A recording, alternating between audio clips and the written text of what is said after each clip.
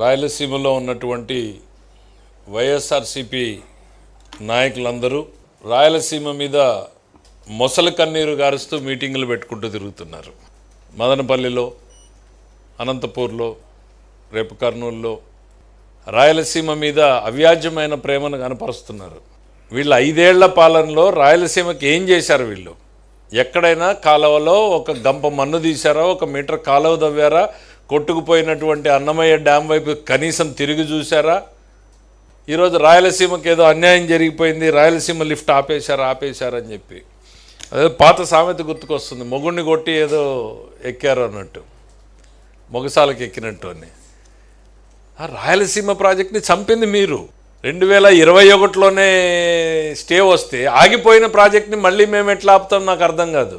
4 ఏళ్ల పాటు దాని గురించి మాట్లాడకుండా ఈరోజు మళ్ళీ వచ్చి రాయలసీమ లిఫ్ట్కి ఆగిపోయింది దానికి ఏంటి తెలంగాణ సభలో రేవంత్ రెడ్డి చెప్పాడు.